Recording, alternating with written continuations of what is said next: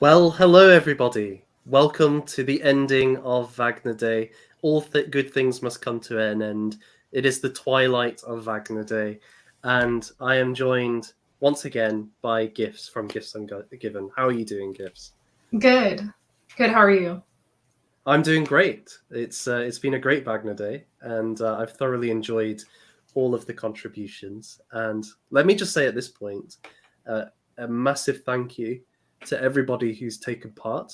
I've been so grateful and humbled that so many people would um, spend their time, contribute their talent to this project, and to everybody who's watched as well. I know some of you, confusion and delay I can see in the chat, has been here since the very beginning of Wagner Day, which Whoa. massive kudos. And then there's a couple of others as well who have been for large stretches. So you're very much appreciated, and I hope you've all found it informative and enjoyable and a real celebration of Richard Wagner. Well, we really need to thank you, honestly, for hosting this because this really was a big deal. There's practically nothing on the internet, um, that I find to be very good at, explaining Wagner's work. And this was such a great service. So, yeah, thanks to everybody involved. And also, thanks to Nathan for putting this on. Such a great thing. Oh well, Wagner teaches us to show compassion and suffer with others. So I thought I would do that through something I enjoy. But no, that's very kind of you to say. Just to say that opening little scroll that you had, the image was painted or was a pastel by somebody in our community. Oh, It is. very nice. Let me get his proper name: Dino Futurism. Which Dino Futurism. do you know what a dino is? Gifts? Is it a dinosaur? No. So this is a very British thing. And it's like, how would you describe it? It's like a working class guy who has a tan and works in an estate agent's and has a Barrett's home and like a nice car and a girlfriend with lots of tan and bleach blonde hair. And it's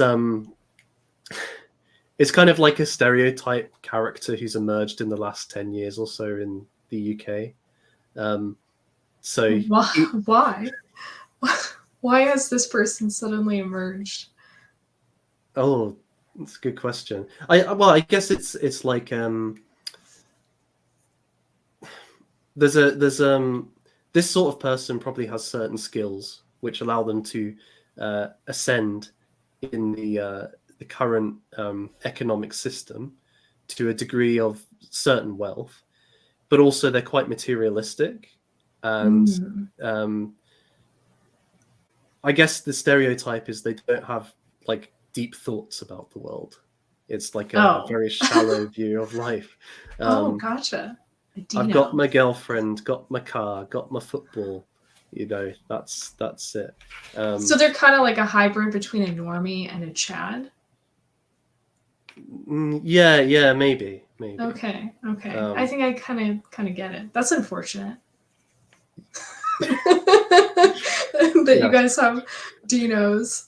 But this guy isn't a dino, but he's often characterizing or commenting on British life, and he's a great artist. He does excellent piece. Works of art, and that was one. And I thought it was particularly appropriate because I remember in our discussion on the ring cycle that you had mentioned that Siegfried learns how to talk to birds, and of course that was the scene that he was showing.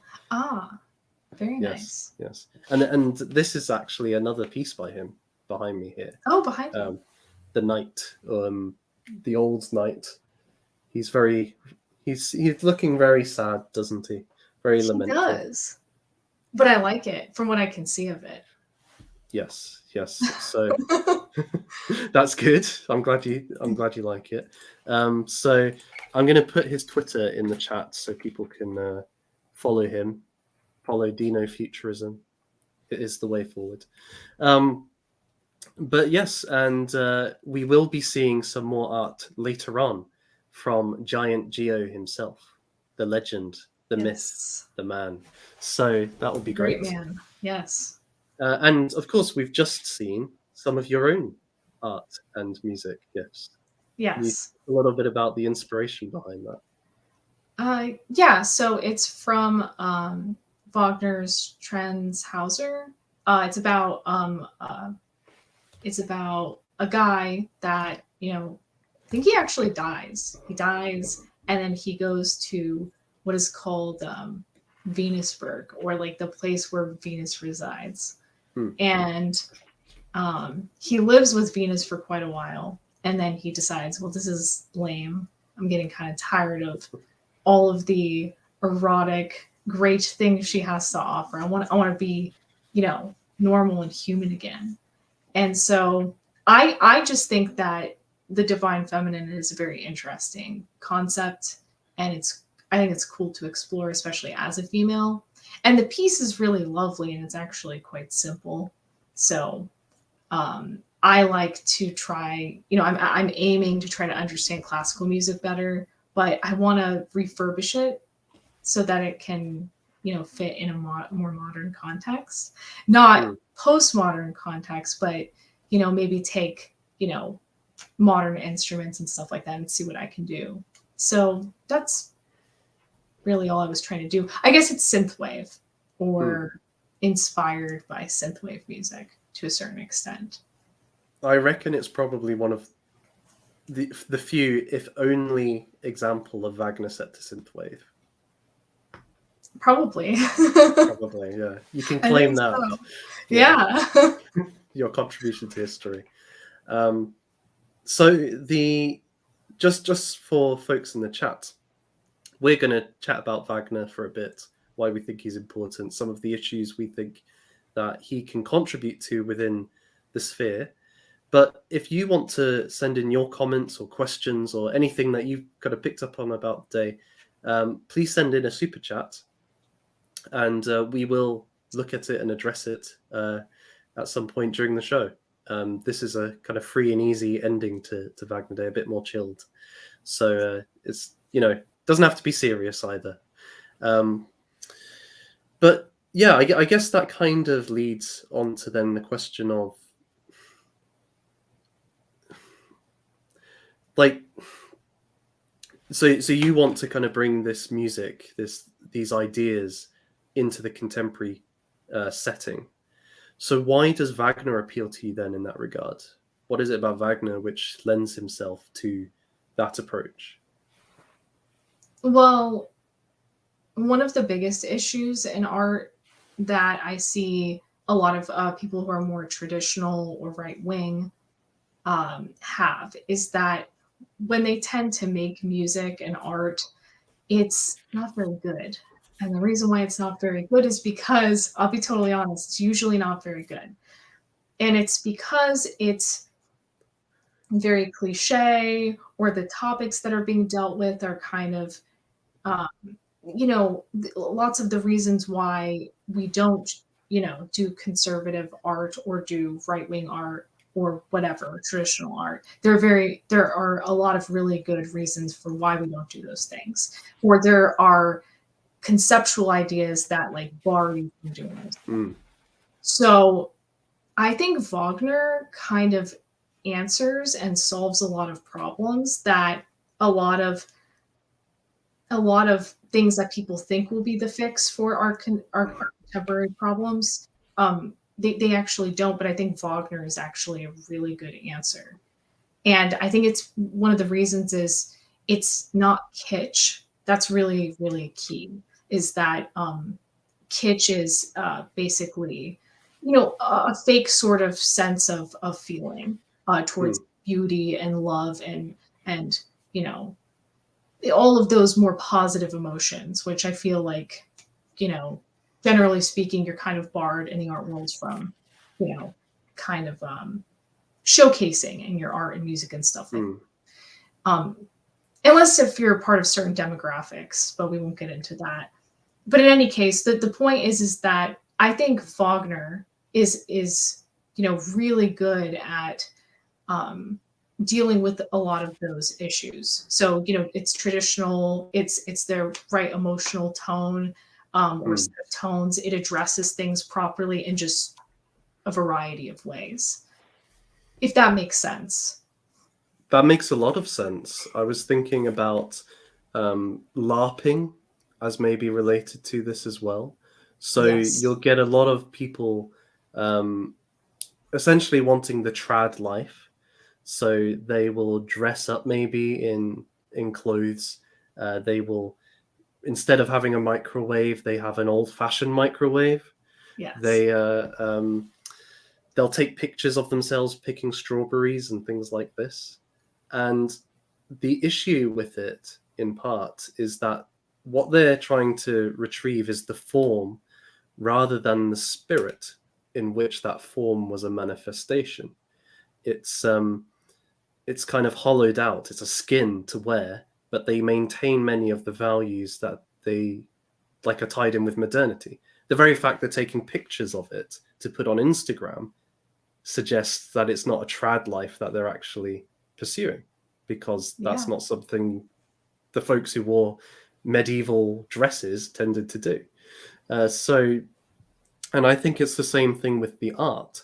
It's okay. We've lost some. It comes from a good place. We've lost something.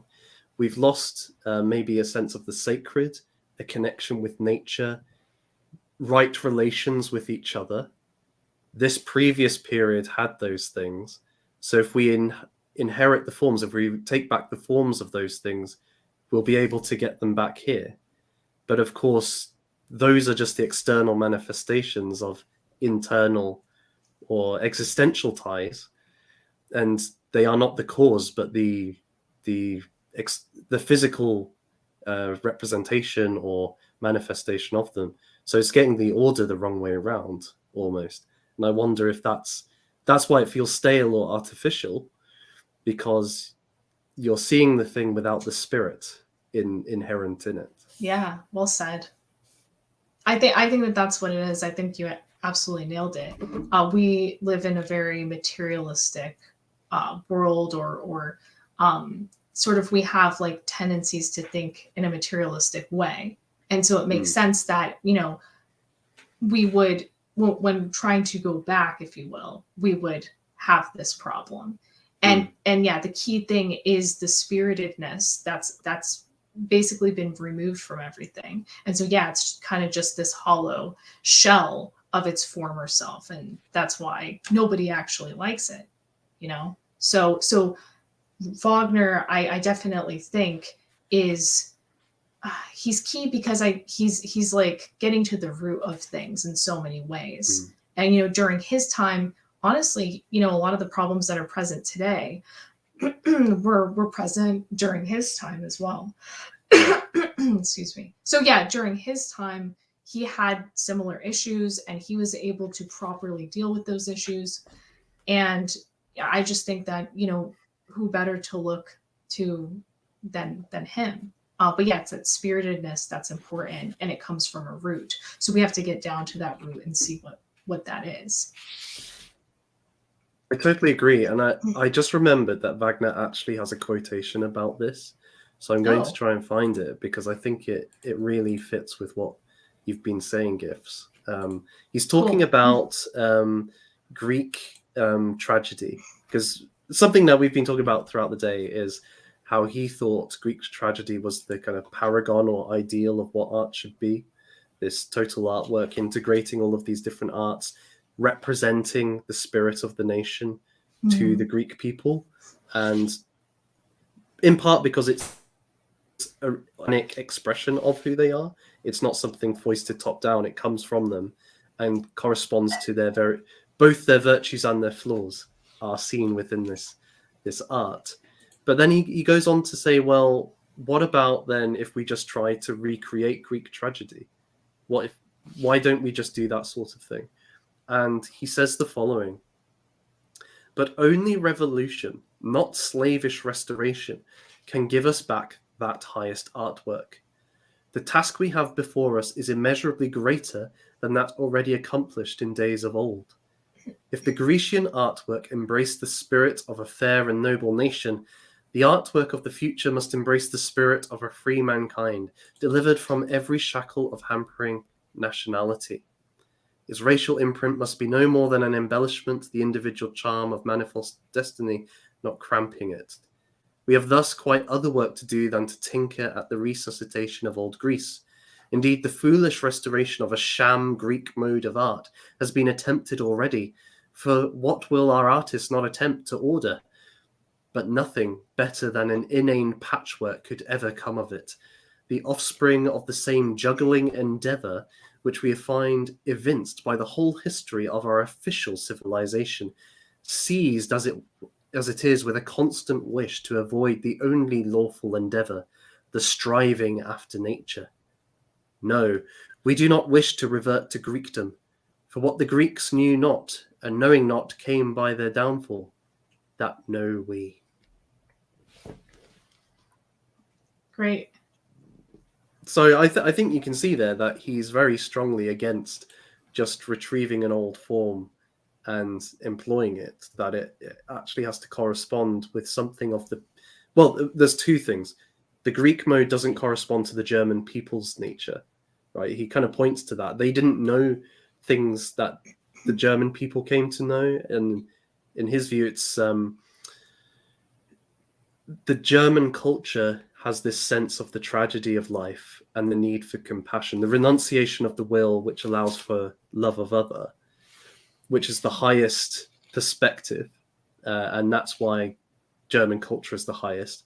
The Greeks had the tragic, but they didn't have the rest of it. And so Gotcha. It wouldn't correspond to the German ethnoculture to just have Greek tragedy, because it wouldn't express that compassionate part. But then also it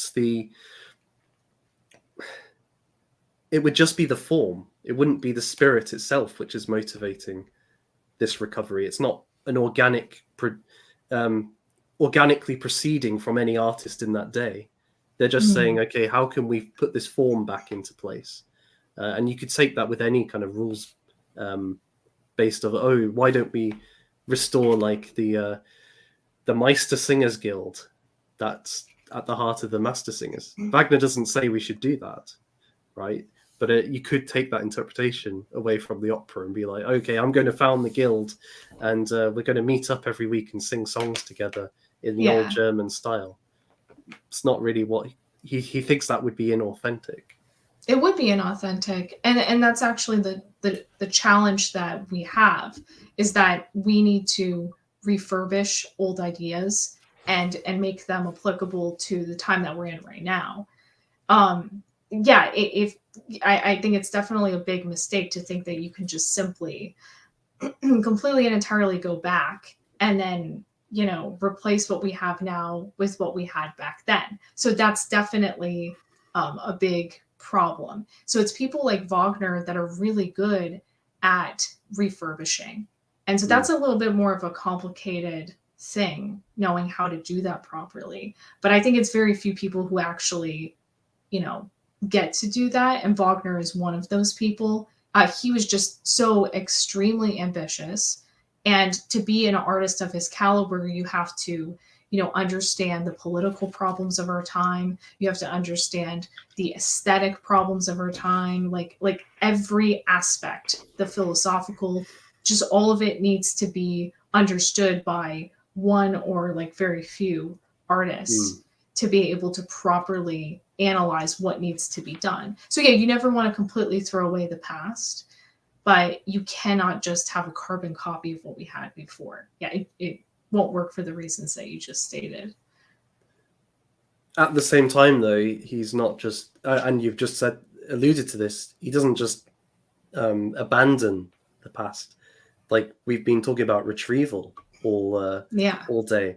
The ring cycle draws upon the old Germanic myths, which he believed were a pre-Christian German culture that he's kind of capturing there. The Meister Singers were an actual historical guild in Reformation Germany.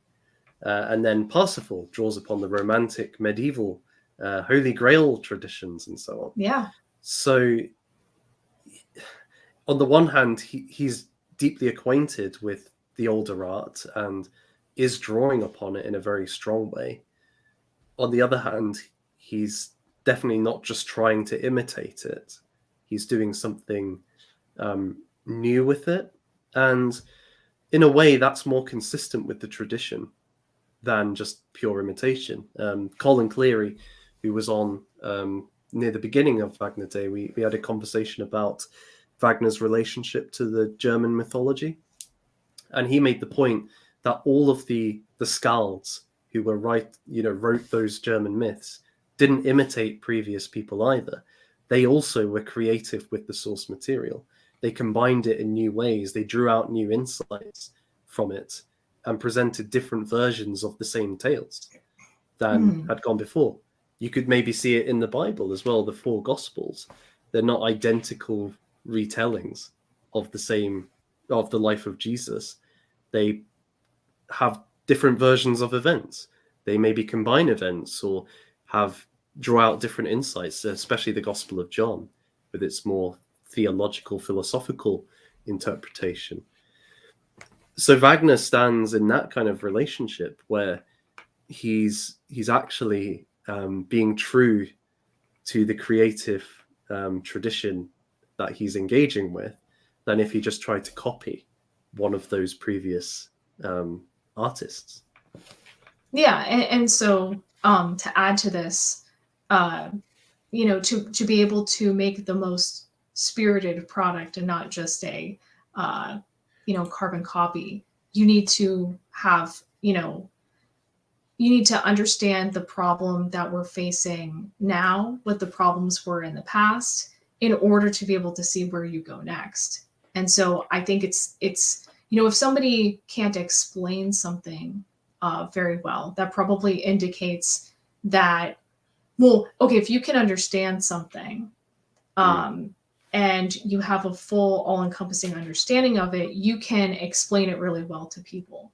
But if you don't, then you're going to kind of someone can poke holes in the things that you're saying. So what I'm trying to say is that essentially you need to have as good of an understanding of the problems and the things that are going on, the source material. If it's a Norse myth, you need to actually be so entrenched in it that it's like you can start to see other avenues that other people can't. And that's where the creative element comes in. So Wagner was so fully immersed. I think, what did it take, like 20 years to make the Ring Cycle? That's how dedicated he was. He was so immersed in all of the possible content related to that topic before he could actually make something that was worthwhile. So I think what I'm trying to say is that it takes true and full understanding, not just I looked at this and I took the surface level stuff. Yeah. So. Yeah. I mean, I was thinking of T.S. Eliot and his concept of tradition. Have you come across this at all? I don't think so. So he wrote an essay on tradition, and it's been quite influential in modern literature. I see this is see I'm contradicting what you've just said because I only have a surface level understanding of T.S. Eliot, but essentially the idea he had was that if you want to write poetry, it can't just be about your personal experience, but we could maybe talk about that. But rather, you have to engage with the full canon. You have to know the canon really well. And then you bring that past into the present. But when you're making that comment, like you're writing your own poetry, which is contributing to the canon, you're also altering the past at the same time. You're providing a new inflection in the canon. So it's a reciprocal relationship where it's not just, oh, I build off what's gone before, or I totally reinterpret what's gone before. You're in conversation with what's gone before, and you're maybe adding a new voice to that conversation, but one that's actually fully engaging with the other conversation partners and not just lecturing them, which I guess is what today it mostly happens. If people are aware of the canon at all, is to say, oh, it was wrong in this way or another. It should have been corrected in this way, and we'll correct it for the canon. it's all the while ignoring all of the insights that may come from it. Interesting. Yeah, I mean that raises a lot of questions. But I think I think if somebody is that fully immersed in a subject matter that they end up, having enough gall to be able to make, a 15-hour ring cycle opera production, they're probably really dedicated to the idea. So they probably, in a lot of ways, deserve to be making, like, adding to that story. Because, one might think, okay, well, why does that person get to add their flair onto things and in such an important arena? But I think someone like Wagner, and this might be like a more spiritual aspect or way to look at it, but some people are called to do things because they're really the right person at that time to do that thing. But yeah, that's interesting what you said, and it makes sense because I think Wagner even has, he definitely does. There are things. I think it's Siegfried with the sword. He it's like a resynthesis. He actually kind of talks about some of the concepts you did in his like reforging of the sword. In order to do it properly, it's not just rehashing the old thing. I think it's very transformative. It has to become something new, better version of itself. Yeah. It's almost like the old rules wouldn't have worked because Mime, the dwarf, he's a master forger, right? He knows his craft in and out. He can forge almost anything, but this is the one thing he cannot forge, which is the sword. And what does it take to forge the sword? Somebody without fear. It's somebody with that inner passion who just on that instinct alone has that ability to bring this kind of ancient mythological sword back and use it then to slay the dragon and gain the ring and win the girl. It's he's getting at something very profound in what's required then for revitalization. Yeah, and another key thing in our culture that's been kind of tampered with over time or misunderstood is the concept of, genius. And that used to be seen as something that was very, you had divine inspiration, or that's how people viewed it, or that it was coming from your unconscious. So if you were wanting to look at it more secularly, it's coming from the unconscious. It's like a natural place that you're deriving inspiration from. So yeah, in lots of ways, when you are relinquishing yourself to something higher or greater, or like your unconscious, it's you who's kind of the vehicle for that thing.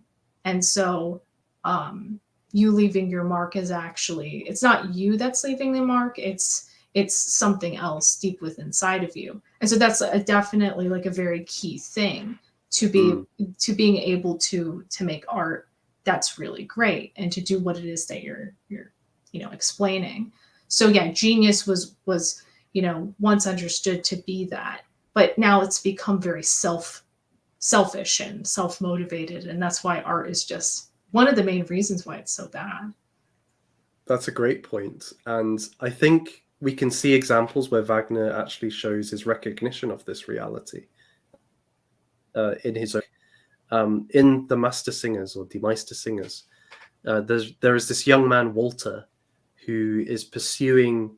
He falls in love with a girl, and it turns out that this girl's father has organized a competition that whoever sings the best song will get to marry his daughter. And this is to prove that the people of Nuremberg value art above all things, which is quite a boast. And one guy's like, we appreciate the sentiment, but you're going a bit far here, Pogner. And he's like, well, I've committed now, so I might as well see it through. But please don't let it be that guy who wins. But yeah, he's a bit worried. But Walter then tries to enter this competition, and he sings based on passion, on his education in poetry and his love of nature. And his song, while it is beautiful to the master singers who have their rules, it they just cannot accept it. It breaks all of their rules. But Hans Mm. Sachs, who's the wisest character, who's arguably the main character in the Master Singers, he recognizes that although this song doesn't follow our rules, there are no faults in it actually. He then tries to kind of give Walter some education to help him win this competition. And Walter asks him, well, what rules should I follow if that's what's needed? And he says, make your own rules and follow them. Just stay true to the beauty of your vision. And I can't help but feel that's like Wagner describing his own approach, especially after he's read Schopenhauer, where he wants to express things. He has ideas, he has feelings which just come to him, like the music of Tristan and Isolde. It just kind of was a force within his soul, and although it broke the conventions of his day, though it does things which most of the musical establishment would look down upon and attack him for, he felt, well, this is the only way I can genuinely express this deep truth, this deep feeling that I have. So I need to do it this way. And that's kind of what Walter is. It's these new rules fit the vision rather than trying to jam them into the old rules. There is a complication there, and that is really interesting, and I think that's an important feature of Wagner in particular. I can see how somebody might take issue with this because they would view postmodernism as, this like free expression where you're, we have all of this silly, awful art that nobody likes today, like a banana taped to a canvas or something. But that's not what Nathan is talking about. This is something very different. And it's not that Wagner didn't have, like, I guess you could say, an underpinning understanding. Like, he was obviously very good at what he did. He understood music incredibly well. He understood every aspect that he was involving himself in. He did very well and understood his craft. But it's only when you have a really good understanding of things, again, that you kind of are given the freedom to, or you should allow yourself the freedom to think in those terms. But to apply it to our culture, at large, there's kind of a different angle to view what you're saying, in my opinion, regarding our culture. Again, people on the right or conservative leaning people, they don't want to go into the unconscious whatsoever. They don't want to relinquish and kind of go into uncharted territories. And you cannot be an artist, you cannot have culture or any of those things if you can't do that to a certain degree, which again is partially the reason why we have this inability to refurbish old ideas properly, and you get like that fake version of it. So I think this is another important lesson from Wagner is, you can be a traditional artist and you can be hearkening back to the past, but also be free to, to venture off into the unconscious or uncharted territory and make your own rules. And the key thing here is, this is very natural. You don't want to stunt yourself by being too systematic. And I think that's a big problem that people on the right do have, that the left doesn't.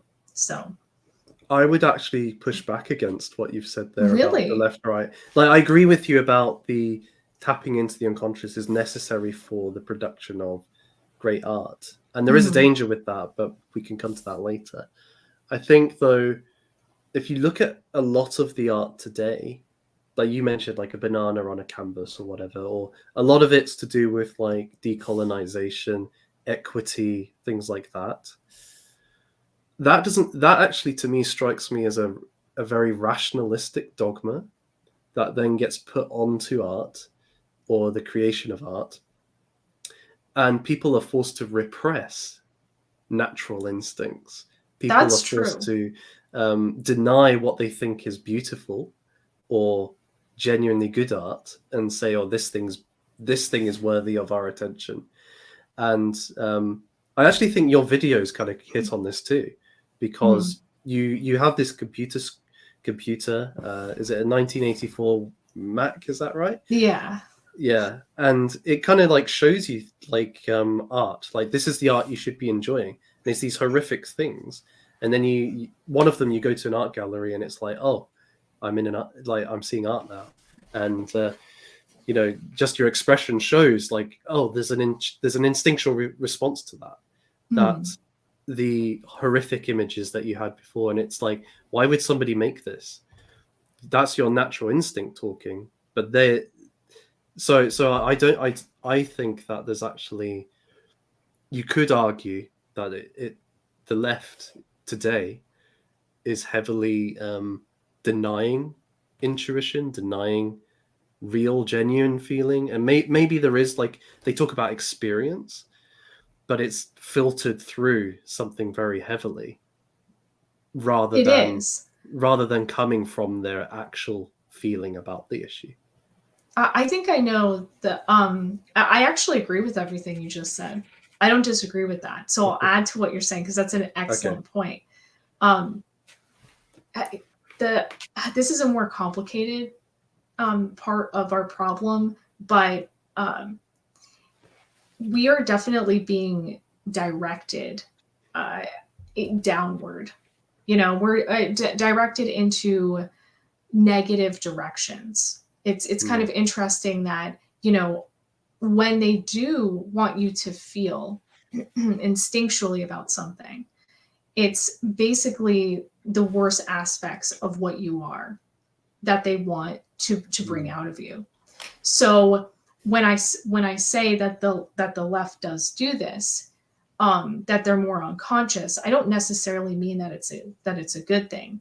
It's right. just that I guess artists tend to go that way because there's more happening there. But to bridge my point to your point, what I'm trying to say is that um, it's it's basically propaganda Mm, and all of these things that actually contribute to globalism. So lots of the former things that we used to value in our society, those things which are healthy, by the way, those things are getting suppressed. And the things that are very unhealthy, because we're going through a transitional period culturally and spiritually, they're not going to promote any of the healthy things that are naturally occurring within us. And that's a part of the reason why people, when they think about art, they tend to think it's very degenerate. They mm, think, oh, if you're making art, it needs to be rebellious. Oh, if you're making art, it needs to be hateful towards your grandma and grandpa. You're rebellious towards your family. You don't like your family. Your family is dysfunctional. So all of these negative downward facing unhealthy instinctual habits are being like stirred up in people, and artists are contributing on the left towards that stuff. And yeah. so yeah, what you're saying is correct. The healthy aspects of who we are, those healthy instincts, they are actually being suppressed, and those are the things that people on the right or conservatives would be very good at addressing and Mm, make flourish in their art. But that's the thing, is that anytime you try to make something beautiful, they will call it kitsch. And they're right to a certain extent, because people on the right do tend to commit kitsch. So this is again why I think Wagner is such a good fix, is because he has there's a healthy orientation. mm, It's traditional, but yeah, it's instinctual, but in a proper, good, upward, healthy direction. as opposed to this like negative direction that they're pushing us in, so that they can bring about change that you definitely don't want. I don't know if that makes sense, but what you're saying is correct, and I agree with it. But no, that makes lots of sense. That's a it really does. great point. Okay. And I wanted to tie it reminded me of something that I was mentioned with John D when he was on the channel. We were talking about art, and I raised this idea that art is a kind of magic. This is something that Alan Moore, who wrote V for Vendetta, has kind of been argued that if you think about what magic is, it's the ability to manipulate the world and to manipulate consciousness.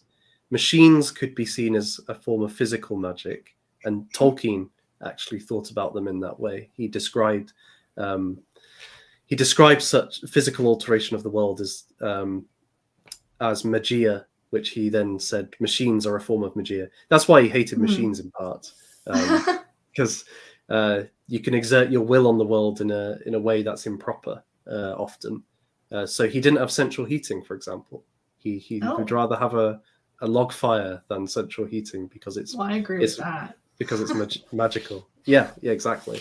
Return to the log fire. But he also said, it's the ability to use. This is more symbols, words, images, to change the way somebody thinks, feels, and behaves. And we see this with advertising, that maybe not so much today, but maybe 10 years ago when people watched TV more, there might be a certain show on that most people watch. And when the advert comes on, the jingle, the phrase goes into everybody's mind who's watching it. And they all have the same thoughts and reactions to it. That's a very powerful thing. Yeah. And it's a dangerous thing as a consequence. Like you can really change people, you can control people through the arts. And that's why it seemed like a reasonable comparison to make with the power to cast a spell or whatever. It's like magic. Yeah, I really do think it is. Yeah, I think having an understanding of, I guess, I like to think of it in terms of the tree of death and the tree of life, which is actually symbolism that's used in Wagner's ring cycle. It is Kabbalistic, but it is something that actually applies once you start to think of art properly. The people that are making art for us right now in our culture is very much, coming and stemming from the tree of death. Lots of the tactics, the spiritual tactics that are used are actually, known in Kabbalah. It's really crazy, but there are actual ties between magic and, spiritual stuff tied, in that arena to the things that, they do in movies and all sorts of stuff. So, knowing that there is a tree of death and a tree of life is really important because, obviously not all spirituality is bad. Not all spiritedness or art is bad. But, you would think it would be, and you wouldn't have any sense of direction if you think that being artful is being, when an artist that is on the left, like any artist that exists right now is, most of them are leftists. So, but yeah, my point here is that propaganda is the tree of death. It's that negative magic that's being used on us. And I couldn't agree more. To look, what I'm trying to say is that when you look at things in a more spiritual sense, I actually think it answers a lot of questions, and I also agree that computers and things like that, the way that Tolkien was looking at things, I actually like to look at things like that too. And in fact, I don't know why cell phones are made in such simplistic form. I actually think that they should be beautiful and not so, yeah. So anyway, I get your point, and it is like magic. It definitely is. It's and it's interesting that you tie that to the spiritual, because I think, well, there's two things I think about it. One is that you then become much more aware of what kind of things you're letting into your soul. The medievals often talked about the eyes being the window of the soul, that things that you see are actually, in a sense, coming into you and changing you. There's not this barrier between you and the world. I think in the modern world, we often have this sense of, oh, if I engage with something, I'll be unaffected. And you actually see the converse of that as well. There's, I can do bad things, but I'm still a good person. Like, so there's this inner me that's untouched by everything that takes place in life. Yeah. Whereas actually, if I go and see something, a work of art, it has an impression upon who I am. And it might just be a small thing, but it still changes part of me, like my value, the way I feel about things, the way I think about things. I always go back to an example. It's a really trite example, but I did feel it. I used to play a video game called Grand Theft Auto. Grand Theft Auto 5, I think it was. Okay. And one of the things in that game is it basically encourages you to go on mass rampages. Yes. Yeah. I've done that many times. Right. You try and like take out as many cops as you can and many people, and you actually get punished if you surrender to the cops. Like, I noticed this. If you surrender, you lose money. If you die, you just walk out of hospital free, right? And so the game actually punishes you for doing the right thing. And I noticed that I was less caring about other people, and I got more angry at other people when I played that game. I stopped playing for a week or two, and my attitude towards others improved. Now, maybe I'm just a highly impressionable individual. That is possible. Like, I shouldn't extrapolate to everybody in the world is like me. But I do think that these things, that's just a small example of how something can have an impact on you, and you might not be aware of it. So then, if you are aware of some of those things, how many other things are there that you just take as neutral, but actually are changing your very being? Well, yeah, and we've been convinced that on the right again, that art doesn't matter, that it's just entertainment.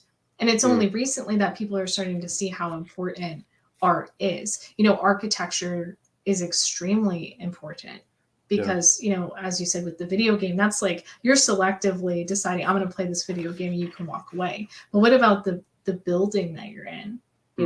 That's very important, that our buildings are representing a certain set of ideals, and that it's beautiful and it has a certain feeling to it, so that you're happy. If you live in a bad area, in a small dinky little box of a room, you're not going to be a happy person by virtue of your space. So yeah, imagine what that's like, for a bunch of people watching Netflix who are indulging this material, thinking that it's entertainment. And then, parents let their kids watch, Netflix. It's the very important thing to take away here is that it's not entertainment. And you're correct. What you take in is it's like you're feeding your soul. You're feeding. It has an effect on you in an unconscious way that you might not realize. Definitely. So, yeah, we can't ignore this problem anymore. It's not just pure entertainment. We really need to be involved in trying to solve this issue of, how do we make good art? I think that's really right. And I think to a certain extent, you can see this in Plato as well, like his idea of mimesis, that the soul actually imitates what it sees, and that's why Plato was like, we should censor everything apart from the things which display the virtues that I will decide, based Plato. But I guess the problem with that was he was just his answer was to ban things rather than necessarily create what's good. Mm. Although he did think, we should create good art, but then also by constricting it in that way, you become blind to perhaps things which are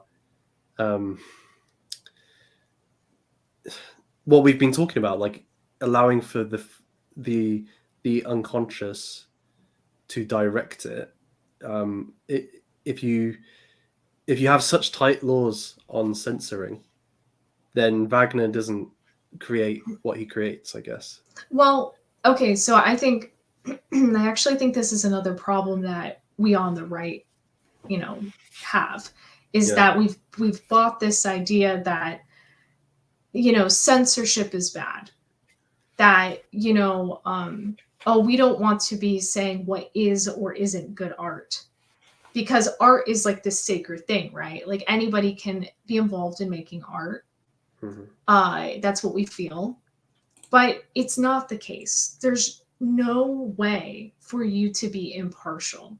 And this is actually something that they teach you in art school, is that, oh, you don't want to be like a conservative. You don't want to be, a fascist, because you're going to impose your vision onto the world.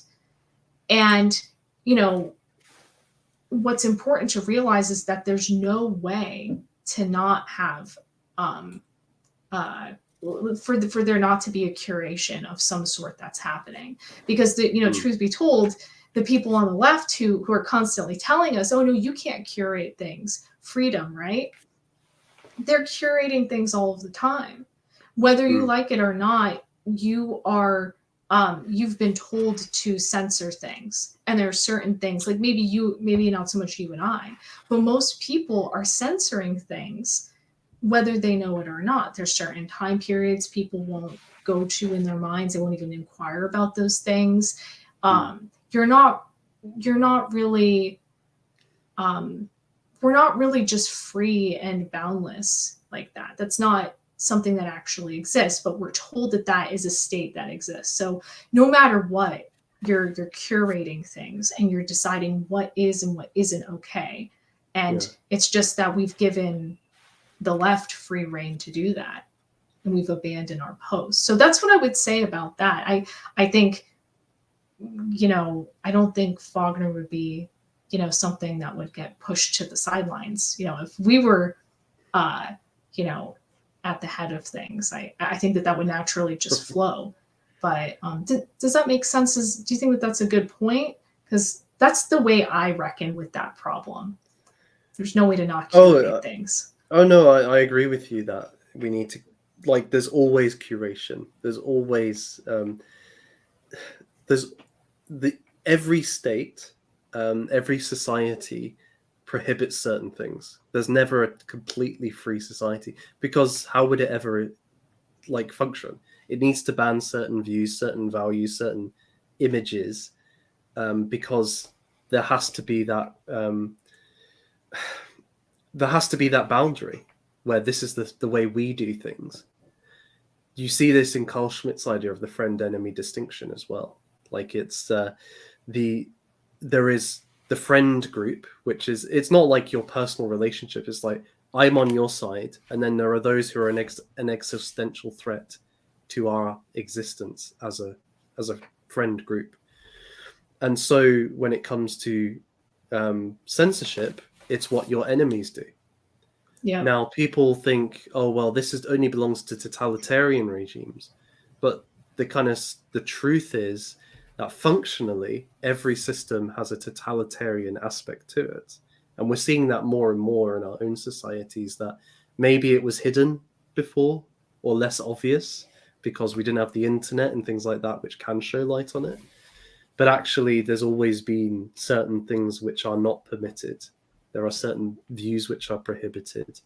There's certain ways of being which are practically made impossible within these societies. And then there's others which are promoted. So I think it's just a fact of life that you cannot just have total reckless abandon, which then implies the question: what things do you then judge as good and bad? And that's the issue at stake. It's not whether we should judge; it's how we should judge. Yeah, and I was gonna make a point, given what you said, because that was really well said. I think it's actually more important to focus on what you want to become versus, like what we should censor. Because I think it'll just naturally follow if you're doing a certain, set of healthy, well-oriented, uplifting things. Yeah, I think it'll just follow that you just don't do those other things. And I think that that's another thing that happens with our culture, is that people have a hesitation to formulate an idea of what they want to be. Well, I mean, in large part because you will get censored, and yet, like you said, that'll become more and more obvious. Wagner is a very healthy orientation for European people. His artwork is extremely profound and very, like I said, very well oriented. It's not something that's negative and makes you feel awful about yourself and contributes to globalism. But he's banned, in Israel. I think it's Israel. He might be banned in some other countries. But the point is yeah, when you, I think you should really focus on not so much what we should ban right now. I think we should just be what we want to be, and then kind of just see what happens. That's an excellent way to put it, and that was kind of my concern about the censorship thing. Was if that's your priority, what then did you use? You're using standards which probably aren't authentic or organically emerging from your own context or from yourself. You have to appeal to older things and take them, and we've seen how that's failed essentially because well, in the UK there was a woman called Mary Whitehouse who was kind of like this nice grandma essentially, but with a bit of steel about her, and she saw the sexual revolution for what it was going to be and how it was going to basically break the bonds that form families and produce healthy societies. She believed that it was going to cause havoc in people's internal lives and rob them of kind of stability and meaning. But her whole crusade was like, we should not be showing this art on telly. We should not have this kind of behavior in society. It was very negative focused. And although she did kind of say we need to have more positive like explanations of why we have marriage and why we wait till then and so on, there was no kind of it felt like the negative was the strong aspect in her, and so the positive vision, which remakes things or renews things, was missing. And effectively in the culture war, she was absolutely obliterated. All the things that she stood against have come to pass. Not because she didn't try, like she tried as hard as she could. And I'm not trying to say she was a bad person for what she tried to do. Yeah. It's more her approach. Her approach didn't yield fruit. And that never does. That never ends up working. And if you do ever, if you see successful transitions from, cultural transitions where somebody takes over, they always have something to replace the thing that they're removing with. So just from a functional standpoint, governmental changes, whatever, you'll notice that they always have something. And yeah, so if there was a movement that was going to supersede and kind of take the lead, it would be one that's very well-rounded and something that's very attractive that everybody wants to be a part of. That's naturally interesting to people. So and actually the left and our opposition will actually use that negative, type of person. They'll utilize that person to break down our societies, because it's like, okay, oh, you want censorship? Okay, well, we'll do it. But then she didn't really get anything that she wanted, but now there are more censorship laws. So, and of course, it's not censorship, that she would want. It's censorship for, the opposition, so that they can later have tyrannical rule over you. But yeah, it is important to know that you can say no to things, because you have to know what you're not in order to know what you are. But I completely and entirely agree. The focus, and this is so much harder to do, but the focus should be on building things, because this, culture of critique, that is a thing that, cropped up with Frankfurt and Bauhaus schools in Germany. And that ideology has come here. And we're basically, along with materialism, everybody is in this mode of constantly criticizing and breaking everything down.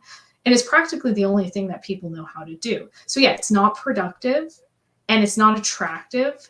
Nobody is going to listen to you if all you're doing is just breaking things down. So yeah, the focus should be on actually trying to make something attractive that we all want to be a part of. I don't know. We have a whole sphere filled with people on YouTube that are breaking things down. They get a few views. They definitely do. Negativity is definitely very. It's like I said, it's important to know what you're not, and also negativity can drive people in. It can get attention, but at the very least, you need to have something there. Like if it's going to actually be a real movement, and something that's long lasting and not just momentary, you actually have to have something real and robust that you've built. I agree, and I was being a wee bit facetious. I figured you were. I think though, I mean, it is something that I have thought about. It's like, is what I say, we're in the general sense. I don't think your channel is very much like this, because it's more artistic, but then also the analysis you've done on the channel tends to be like it's not like a direct critique in the same way.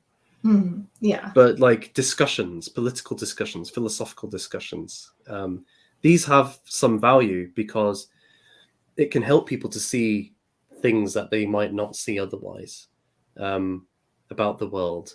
But it does make me kind of uneasy about, are we directing our energies in the right direction in like these YouTube channels? Is it the best way to channel our engagement if we really want to see change? And I do think good things are coming from it, but those things. So, for example, in the UK, a lot more people are meeting up now in various audiences. You might have heard of basket weaving. There's ones in America as well. You mean like basket weaving, or somebody with the name basket weaving? It's not actually basket weaving. It kind of stuck as a joke. Really, it's just folks who watch videos in this sphere come and meet up and do various things. Okay. But it's kind of a worldwide organization now, and lots of people go to it. It's good. That's a good thing. There is, in the UK, there's going to be an event in, I think it's July, where various artists, right-wing artists, distant right artists, are going to be showing their artwork. Oh, I'm aware. And I do. Yeah. And I know some of the people, and yeah, I'm really proud of them for being able to do that, if we're talking about the same thing. I think so. And it's great. It's a really wonderful thing. Actually, Adino Futurism will be showing some of his art. Oh, that's awesome. But like, those are things which are good, but they're not the same as streaming, right? Political discussions. They've come from that. They're an effect of that. But do you see what I mean? Like, there's a distinction there. Yeah. And I don't know how to quite bridge that gap. but I do feel kind of a little bit of tension, especially when we were talking about how we've got to be conscious about what we're consuming or taking in, but then that also means we have to be conscious about what we're putting out at the same time. Yeah, I think you just need a little bit of both. I think if the focus is just primarily on criticizing, I think that that's problematic because then you don't really go anywhere. But as long as you're criticizing, you're being analytical, and you're diagnosing the problems, then obviously, that allows for people to understand, what's missing, and then they can fill that void. But I guess it's just sort of, my message here is that, for people to not be afraid, to create things. And again, going back to Wagner, if you wanted a direction for what it is that you should be creating, I think Wagner is a really good guide. And basically anything that's healthy, that doesn't make you feel like an awful person, that doesn't paint you as the villain in the grand scheme of things on the world stage. Things that are, when I look into medieval times and Mesopotamian, more mythology or whatever, I'm reconnecting with my roots too. We're all like, you'll be able to sense when something actually has value, versus something that's meant to make you, out to be the villain or sedate you in modern life, to keep you sedated and just playing video games all day.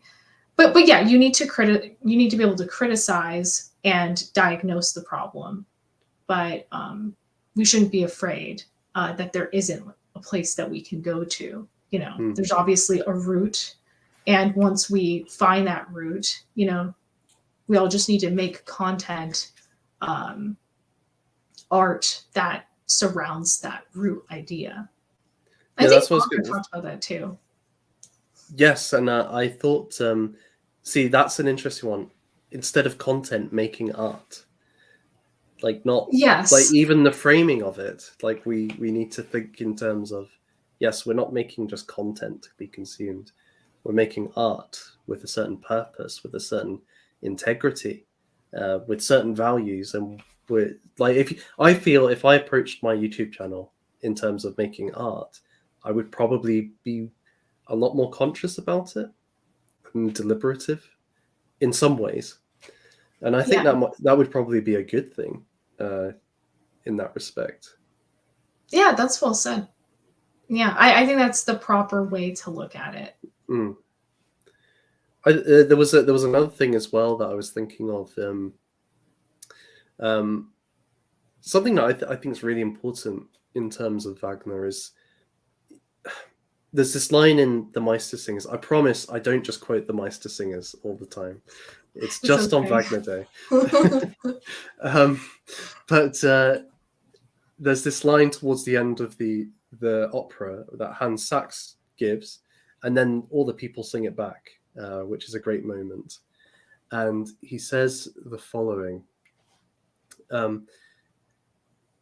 Then hear me now, honor your German masters. If you would shun disasters, let each hold them deep in his heart. Then may depart the pomp of holy Rome. No change will come to holy German art.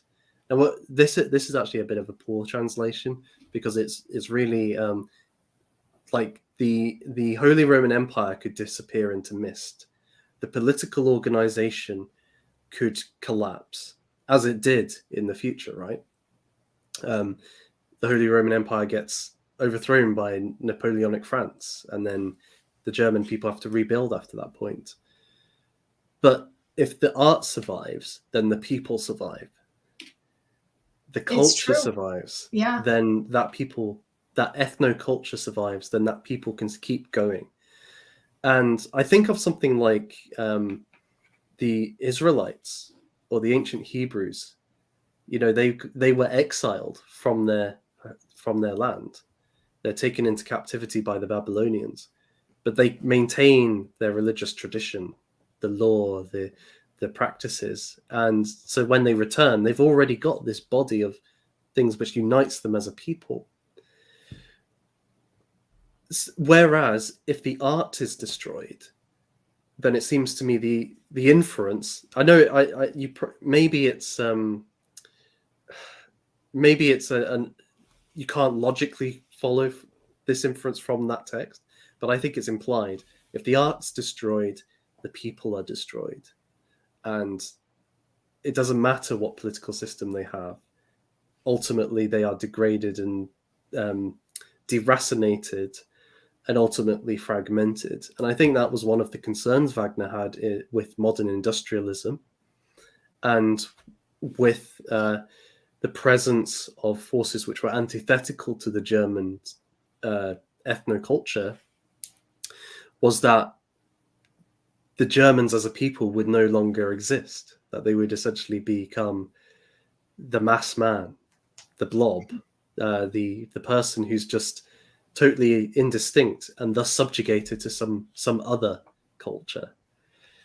That to me seems like a very important thing then, because if that's true, then what we're facing at the moment, this attack upon various civilizations, across the West, can really be detrimental, an existential threat to the people in a way that, if the political situation changed, wouldn't be like as serious, I guess. So like Britain could be conquered by I don't know, let's just say China conquered Britain.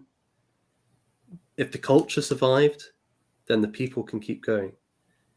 But if the culture dies here, then the people, the English, the Scottish, the Irish, Welsh are no more. Sorry, that rant over. No, that's fantastic. And a very important point, because it's important to understand that what culture is, in a lot of ways, or one way to talk about it, is that it's the zeitgeist of a people. It's the spirit of a people.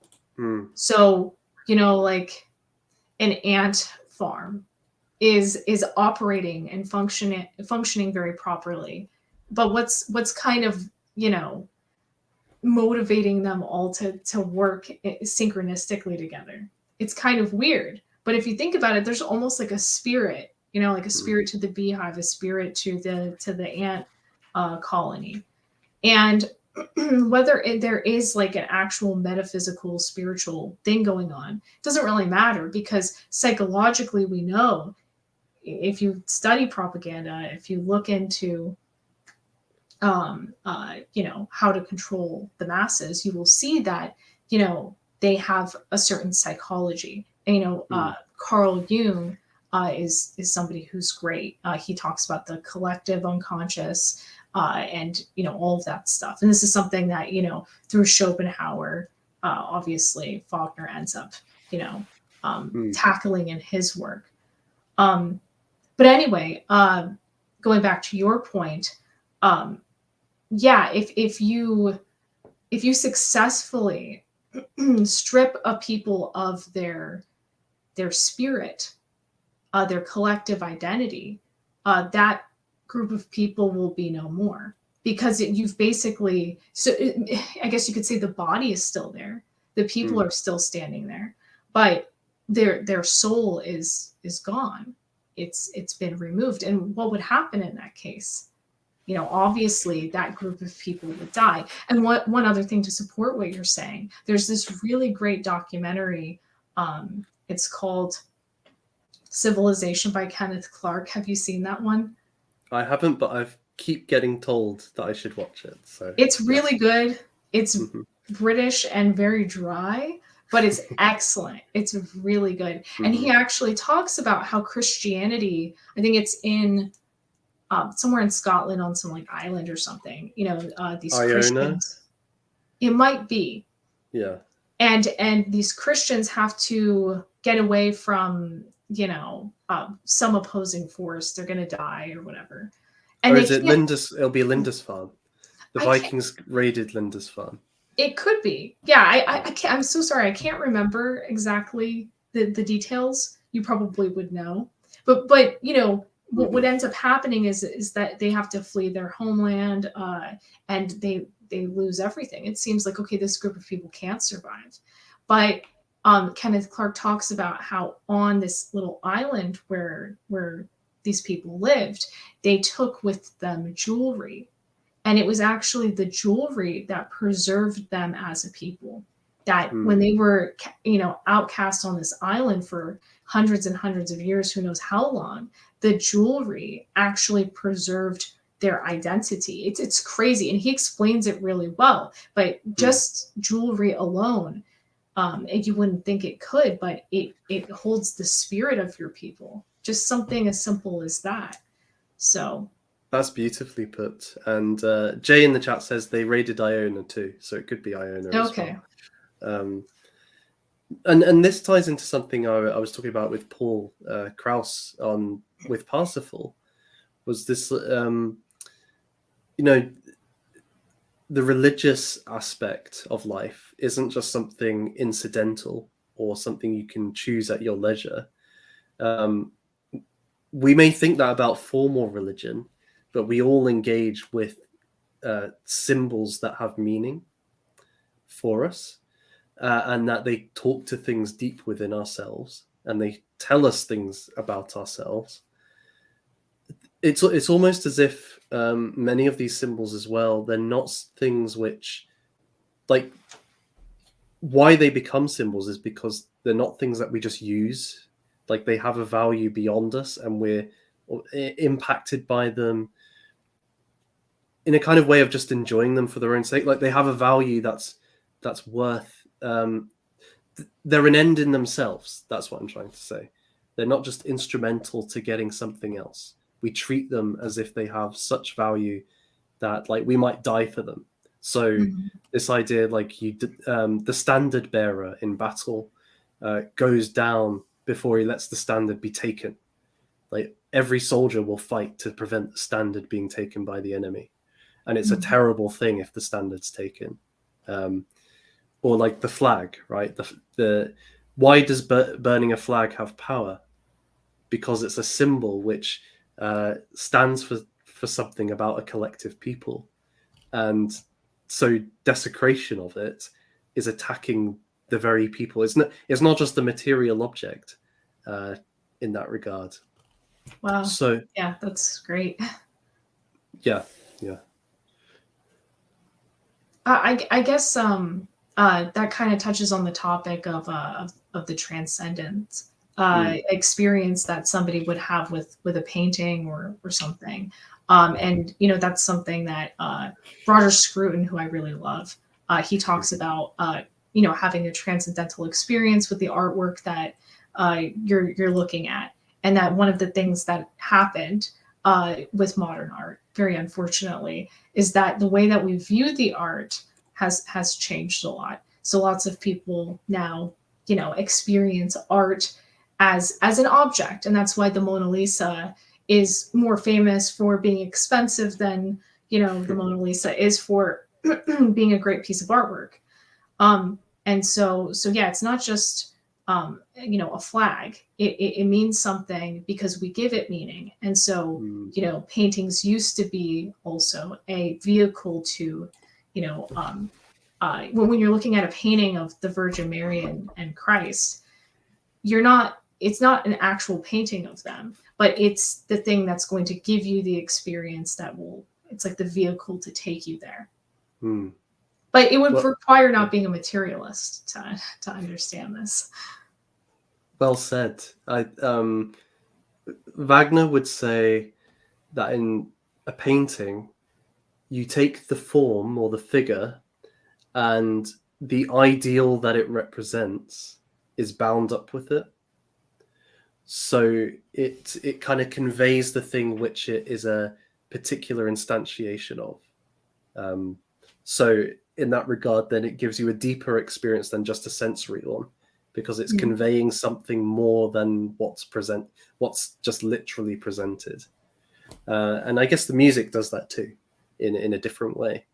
It maybe in a more direct way, It can Mm. actually, when it's tied to a certain character or a theme, it can convey that in an effective mode that moves us in ways that we don't understand. Like I was thinking about this. I was listening to the Liebestod, Love's Death, at the end of Tristan and Isolde, and I've never had an experience quite like it. It it moved me in a way like underneath my consciousness, and I could sense it, but I'd never like felt that way before. It was just Oh, so like below. And because yes. normally you're conscious of your emotions, but this was just something that was going on that I had no control over or real sense of. But it was like, wow, this is doing something to me. And of course, we've spoken about before how many people, when they listened to Tristan Isolde at the time, were throwing up and fainting during the performances. So it was having a bodily effect upon people. It wasn't just Right. like pleasant, delightful afternoon tea music in the background. No, it really touches something underneath uh, that people just couldn't control. That's how you know it's really good art. And I actually had an experience like that with was the Ring Cycle, and Mm, it's that moment where uh, Wotan and Siegfried are like about to battle, and to me, just seeing like he's looking at his grandson, mm, and he's seeing like everything that he's wanted, but that he's not through this process, and it's just beautiful because it's you know it's familial and but mm, it's like in this epic it's done in this epic way, not in this cheesy way.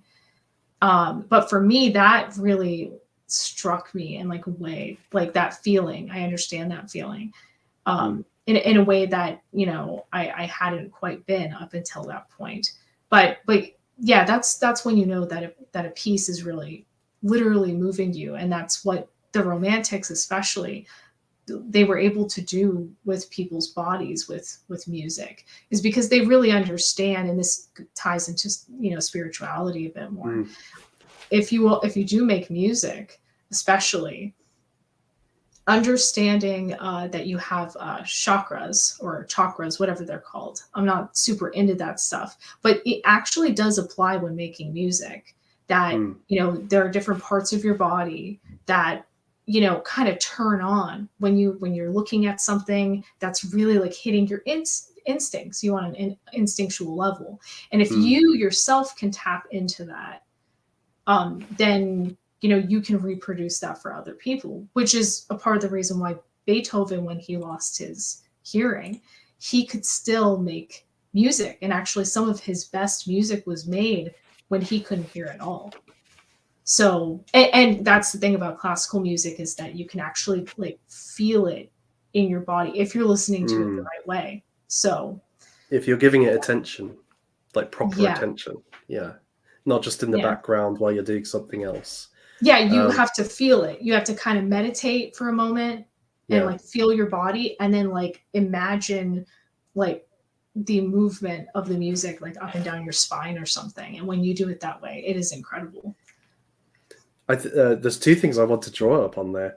Um, it's so what one thing is, so you mentioned Beethoven was deaf, and Wagner talks about Yeah. how there was a tradition that Homer was blind, and this idea of the blindness of Homer is connected to he doesn't perceive the world of appearances; he perceives things in themselves.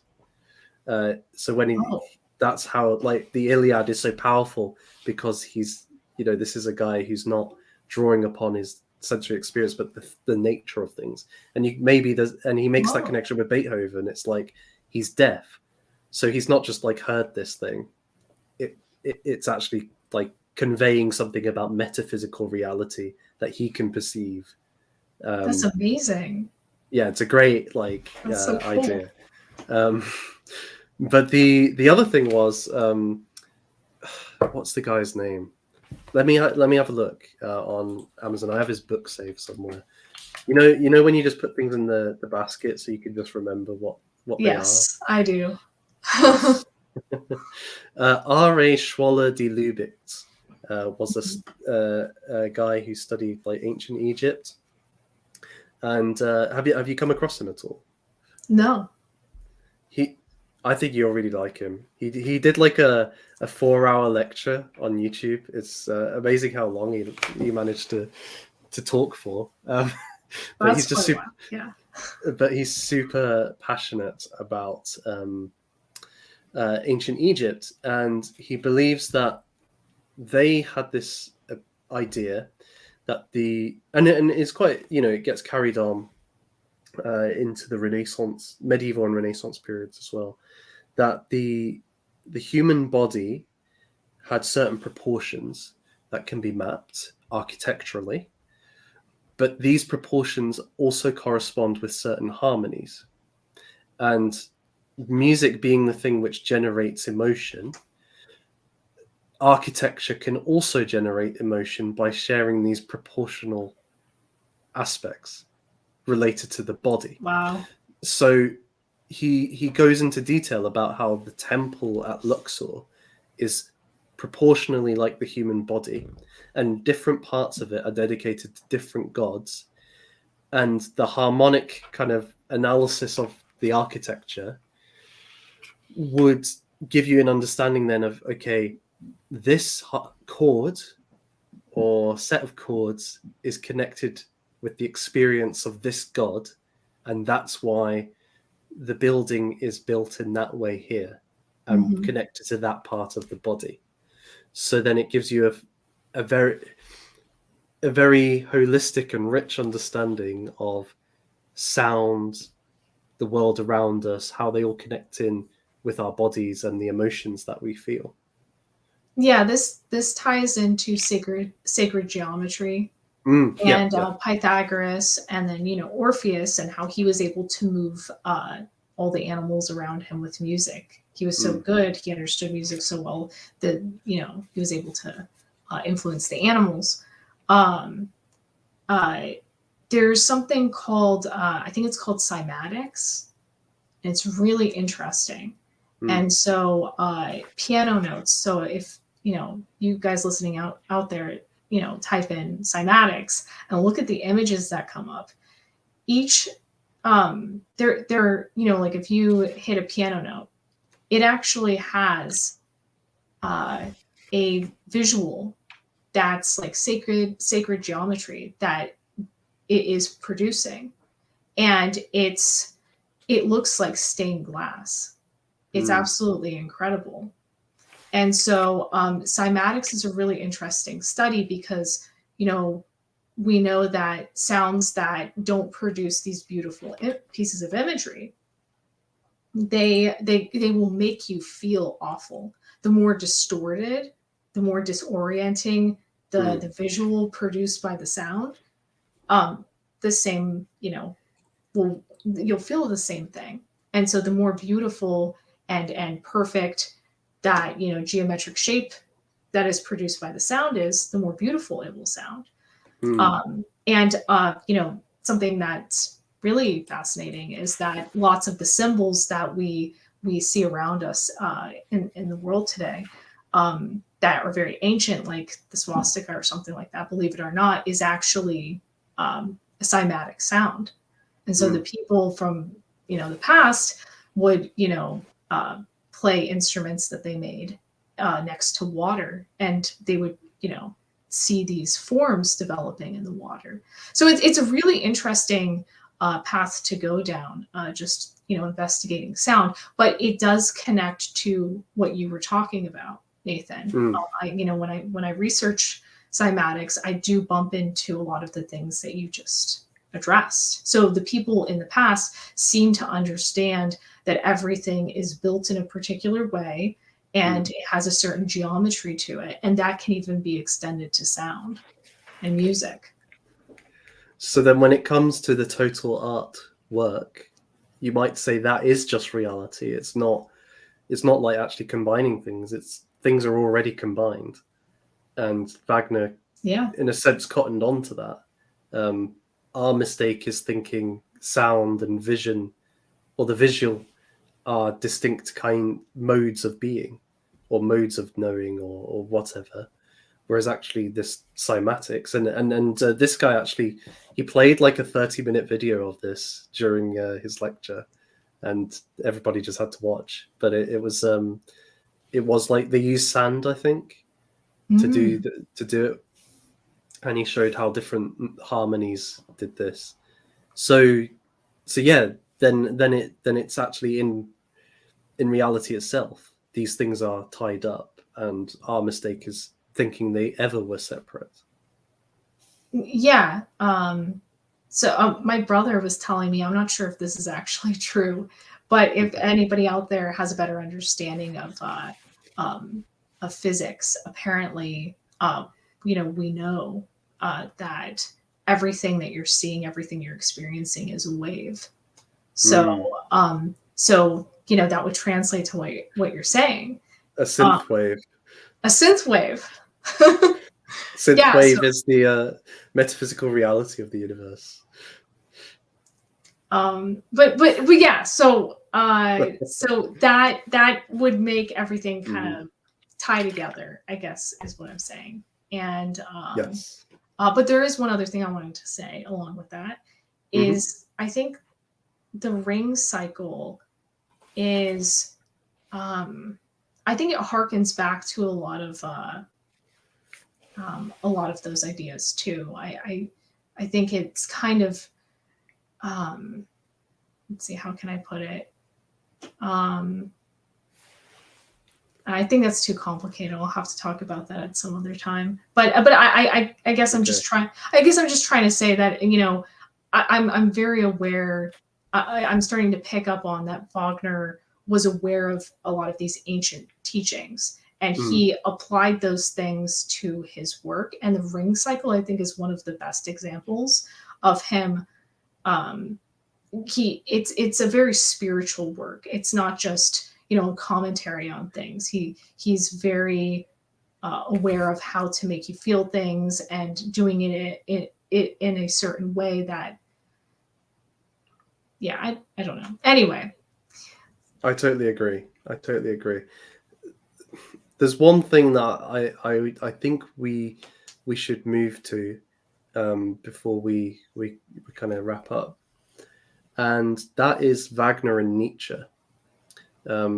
Because I think that Nietzsche is obviously somebody who has a big impact upon certain parts of the dissident right today. Yeah, I'm thinking of like the Baptists in particular. They're very big on, okay, we reject the trad larpers and the kitsch, and the way to deal with that is to become a Nietzschean of some variety. It is to embrace desire, embrace nature, and go and become like a pirate conqueror. Is often the way it's presented. And of course, Nietzsche and Wagner had a very interesting relationship. At one point, they were very close friends. Nietzsche would go and visit Wagner at his house over the summer and stay for extended periods of time, and they would spend all day discussing lots and lots of different things and loving it. And actually, so Wagner wrote about Greek tragedy long before Nietzsche was on the scene, and discussed the distinction between the Apollonian and the Dionysian. Oh, well, lo and behold, Nietzsche writes a book, The Birth of Tragedy, and goes into these terms in maybe a bit more detail. So he was profoundly influenced, and that's the directionality. Actually, Wagner influences Nietzsche. Nietzsche isn't an influence on Wagner because he's much too young. Wagner's a lot older than Nietzsche and kind of towards the end of his life. But then they fall out, and we can maybe get to why they fall out. But I guess where am I going with this? My question is, we're fatigued. Yes, especially you. What? Go ahead, Gifts. So I actually remembered what I was going to say before, because I'm brain dead too. but then I also have an answer to, I know where you're going with things. Um, uh, the thing that I wanted to say about the ring cycle was just that Wagner, I think, was trying to use the tree as, the Yggdrasil. That's where everything takes place. I think a lot of what he's trying to get at with that experience, and like the gods, they're going through a transformation, but you don't actually, get to see the god that is like the all-encompassing god that's like the tree and all of that stuff. I think you could view the whole entire ring cycle as kind of everybody's contributing to God's vision, and so that's why even, Wotan and all of these gods are changing as well. Is because, Wagner was trying to explain that, cycles that we go through should be embraced instead of resisting change. We should actually embrace this process. And so tying that to cymatics and to I guess sacred geometry, you can kind of view God or whatever this existence is as almost like a crystal or something. We're all contributing and making it better and stronger and more complicated and more beautiful. And actually, this ties into Nietzsche and the relationship that Wagner and Nietzsche had, because one of the key things that people really love about Nietzsche, and this comes from the ring cycle. Many of his concepts come from the ring cycle. But one of my favorite ideas from Nietzsche is that you should try to, bring a balance to your life, and you should also be willing to change. And strife is actually a good thing. That you want to become the Ubermensch. So to become the Ubermensch, you need to be challenged and not be a wussy. You need to face challenge and change. So that's a good thing. That I would say that's a good thing that Nietzsche projects, that comes from Wagner. But going, to the things, going to the BAP sort of cultural dissident right stuff now. Yeah, there are definitely some negative developments that stem from Nietzsche.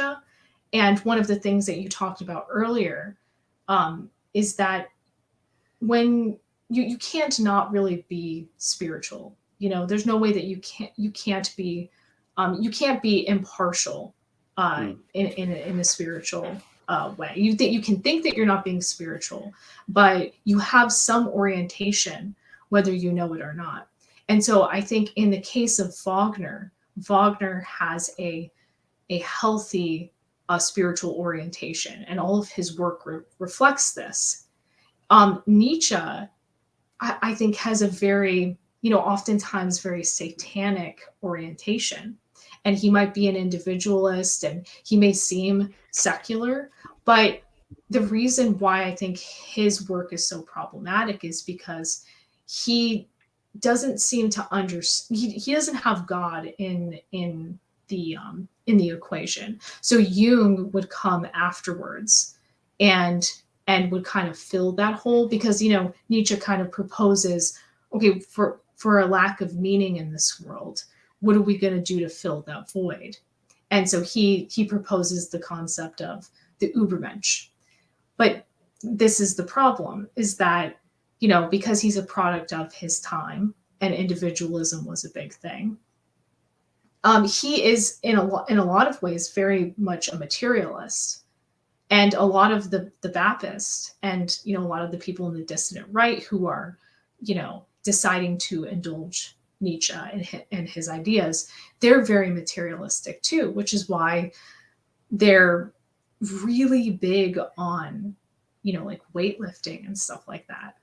So I actually think it would be very useful for them to incorporate Wagner, because I think Wagner has, like you said, all of the things that Nietzsche has, but far more. And I think it's a healthier orientation. And again, like you mentioned, Nietzsche is inspired by Wagner, and it's it is kind of funny that people credit Nietzsche for all of this genius, um, but it definitely stems from Wagner. I think that's a really good summary. I think I would add as well to that this sense of overcoming. We've been talking about following in a vision and allowing it to influence the pursuing like new forms or new rules with that inner vision. And I see that with Nietzsche. It's you shouldn't be constrained by the morality of your contemporary society if that is suppressing your true desire. And so the struggle is overcoming that and constantly overcoming that, trying to struggle to, you never finish the struggle in that process. So I think I do see there that there's a deep connection. But my basic criticism of a lot of the the current use of it is that it actually becomes itself a kind of box. What I mean by that is you just mentioned like weightlifting. There's a kind of aesthetic around it. There's a certain kind of set of moral codes that are implicit in it as well. But actually, if you were to be sincerely in following that spirit, then it shouldn't be conforming in that way. It should actually be distinctive to what you genuinely feel. And my suspicion is most people, not everybody's going to feel that way. That's my point. So it itself becomes a kind of constraining force towards becoming a kind of Conan the Barbarian, which I know is not what Nietzsche would have argued for, right? He didn't say that, but that's how it gets used often, and I think that in itself then is quite. I find the value in Wagner in that I can see that problem with the Nietzscheans in that they're not actually, to my mind, and I'm not saying like every person who believes Nietzsche. I'm just talking about like this sub community. It becomes then a kind of caricature that becomes a trap in its own right. Yeah, definitely. And the last time we had talked, we were discussing how people get caught up in, I need to follow a particular person, and yes, in following Nietzsche and his sets of ideas, which he doesn't exactly have very clear-cut ideas anyhow. He's very experimental himself, like you said. He would want you to be exploring your own ideas. He wouldn't want to be looked up to in the way that he's being looked up to. And I think the problem here is that a lot of the things that Nietzsche has said and this obsession with him, it does kind of, it resolves one problem in that it gives people what they want in one sense, but nobody wants to go on the biggest journey of all, which is, looking past other people and looking at God instead, because that's a lot, to make that your focus and to make God your focus and have that be the thing that's guiding everybody. I think that's not a very sexy idea. Nobody thinks that that's the solution, but I actually do think it's the solution. No, there isn't going to be any one particular person who's going to have all of the answers. And so, it's especially weird to use Nietzsche as that, because like you said, he wouldn't have even wanted it himself. And so, if we take anything away from, Wagner and Nietzsche, I would say it would be that, you would want to have, an inspiration that's coming from somewhere else. This is why the unconscious is so powerful and important for them. So, and not that we can't use people as a model or a guide, but it's just that, yeah, that I don't know. I think the focus should be on something beyond us, and I think that Wagner's work has that in it. You know, he obviously knows that there's something beyond us, and that's his inspiration. Where I feel like in a lot of cases with Nietzsche, I mean, he is very self-motivated. He is an individualist, and that like permeates his work, which again I think is probably why it's so appealing to, you know, the Baptist or somebody just coming out of modernity. Yes, I can see that, and I think it's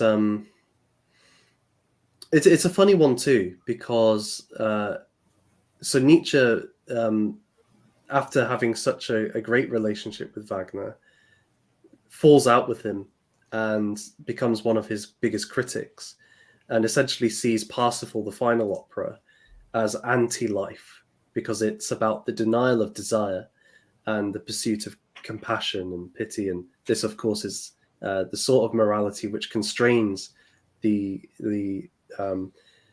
man who wants to pursue his desire, right? And by making him constrained to helping the weak, essentially, or being ground down in that regard.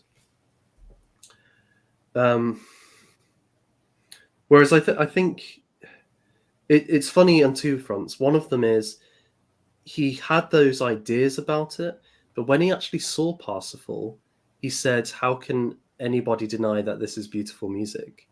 So, like, he felt a response to it, even if he intellectually disagreed with Wagner. So there's a degree of nuance or complexity in the relationship there.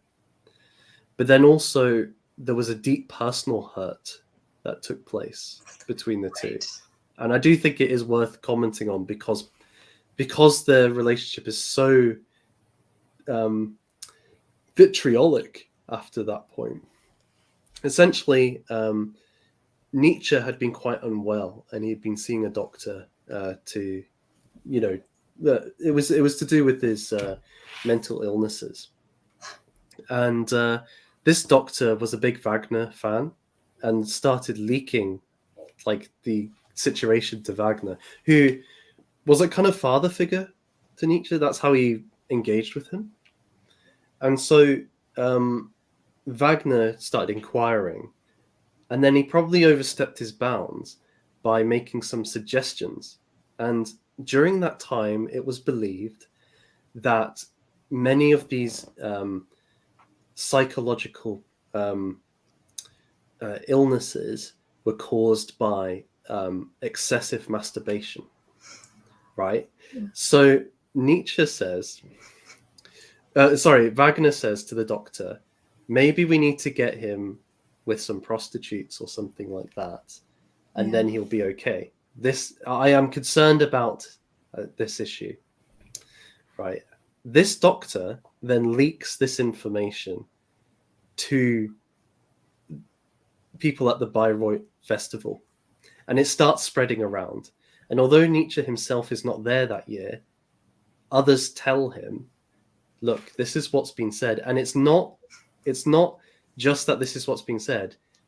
This comes from a letter which Wagner wrote. And so the relationship totally breaks down after that point. Of course it would. Your mentor, your friend, the person you look up to, has apparently like slandered your name and basically told everybody that you excessively masturbate. Like, that's going to destroy any relationship. So I put that there because I think it well, firstly, it's probably not true. Nietzsche spent a lot of time, like, he was fine on his sexual front in terms of like he in Italy he was sleeping with lots of prostitutes as far as I'm aware. So like Wagner was off on that point. But I think you can see why there's such a rift and why he feels so antagonistic to to Wagner is not just intellectual, but there's an emotional hurt there, which I don't think anybody can say he was like, that's a natural reaction. That's what I'm trying to say. Yeah, that makes sense. And that's brutal. And probably not very wise or very nice of Wagner to have done. But yeah, I think it's important. Lots of things that Nietzsche will now, that you'll see that Nietzsche will say about Wagner, it is he's very negative, but he originally was very positive about him, and I think that that can be very confusing for people. It was confusing for myself, and since so many people in the community really love Nietzsche, it is important to understand where Nietzsche got his inspiration, and it's rarely ever mentioned or understated severely how much of an impression um, uh, you know how highly Nietzsche thought of Wagner, so much so that Twilight of the Idols, I think you mentioned this, is practically the same title as Twilight of the Gods, and lots of the concepts that end up making its way through Nietzsche's work and then onto other great people like Jung. Lots of this stuff really does stem from Wagner, like you mentioned, and so this is really a missing puzzle piece for me. This personal information, because people really trust Nietzsche because he's people think he's a genius. They think he's really intelligent, and he is, and he does say a lot of really great things, and he's quite incredible, especially with regard to his work regarding Wagner, The Birth of Tragedy. But I think people in the community should bear in mind that a lot of his criticisms that do come later are because of this personal situation that they had. I also do think it is kind of telling that I know that Wagner liked Schopenhauer, and he does have some scandalous things, I guess you could say, to say about women. But generally speaking, it seems like Wagner has a much healthier relationship with women. He clearly does. He doesn't have a problem getting women or whatever. And you can see in his work, he has space for women in his work in a very balanced way. Not so much with Nietzsche. And I do think that if you have an imbalance as a man with regard to the feminine, I do think it reflects negatively spiritually in your work. And I think in Nietzsche's case, I think it kind of does, because a man should be very stable around women and should feel very confident, because he's a guy and, those are women and you're different. There shouldn't be any competitiveness or any animosity, especially if you're trying to create a great piece of work. So I think that that's also another important aspect. But yes, thank you. You're the one who actually told me about this weird dynamic between them. And to me, it's extremely useful information. And also that they share the same family doctor. Like, that's how close they were, that they had the same family doctor. Bad mistake. Yes. Should have kept different medical practitioners for sure. Definitely. Just maybe then, because this seems like a natural place to go, because I know it's something that's dear to your heart, and you've mentioned it a few times. You've spoken about how in Wagner there's he recognizes the relationship between the masculine and the feminine. Or you've mentioned like the divine feminine as well as concepts. And maybe you could just say a little bit about what you mean by that, because I think that it's an important idea. Many people today are questioning the relationship between men and women. There's a lot of there's a lot of channels dedicated to this sort of question. There are and a lot of it's to do with like dating, but other things are like just in the workplace, what does it mean? How do we interact with each other now that there's certain rules about we're not to kind of recognize gender in some ways? Right. There's lots of things going on in society regarding that, and people are kind of even more so now kind of don't know how to engage with the opposite sex, or even any sex. So Yeah.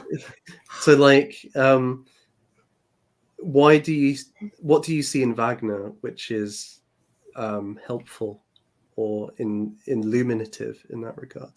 I do think that we could actually bring Nietzsche back into the equation here, because his instincts were really good, and through examining, uh, Wagner's work, he did distinguish two types of, I guess you could say, energies or like modes in all of Greek tragedy, and that would be the Apollonian aspect and the Dionysian. And one represents the unconscious. So like Dionysus, you would get drunk and you would let your Dionysian come forward. And this is, like the muses, a Dionysus muses and stuff like that. Not that Apollo doesn't have, a feminine aspect to a certain degree. But what he points out is that there are these two, arenas. And if you look at um, the Apollonian aspect of things, that would etymologically too, spiritually, philosophically, be associated with logos, with the masculine, with like the left brain, and this is why loga, or low key, yeah, loga, the character that's like represented by fire or wields fire in the ring cycle. Um, his name is actually changed from Loki to Loga, and I think that ties to this Apollonian logos thing. And so the flip side of that is the Dionysian, and Dionysus is closely related symbolically in a lot of ways to Venus or other female goddesses. And it's not that Dionysus himself is, um, feminine, but it's representing the unconscious, and the unconscious, oftentimes gets associated with the feminine.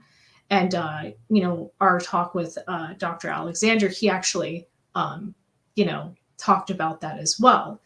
And Brunhilde, she has, her instincts are what drive her, and so she is a very instinctual being versus Wotan, who's very logical. And so the reason why I think the divine feminine is so important is because is because I think in the West we're really out of touch with our instinctual side. And so when I say divine feminine, I don't necessarily mean that it's female, but I mean that the universe has a male and female kind of aspect to it. And culturally speaking, the West has primarily been logos or Apollonian.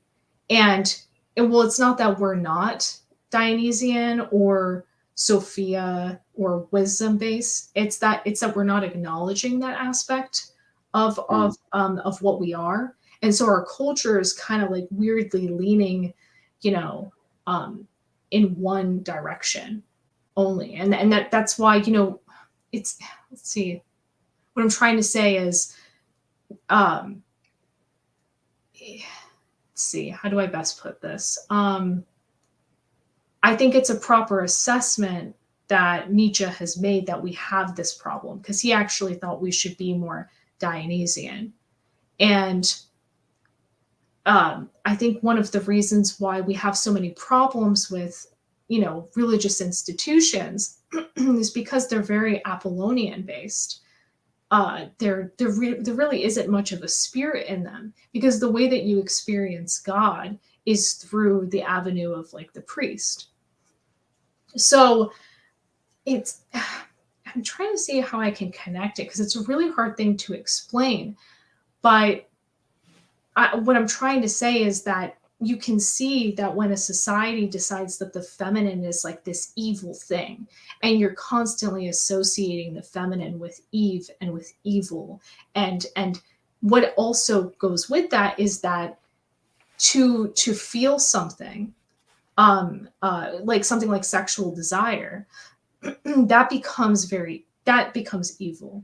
That Mm. those instincts, that sense of feeling that you can have for something, that those things become sinful. Mm. If that makes any sense. So the divine feminine is really something that we've been very much ignoring, or has even in some cases been inverted.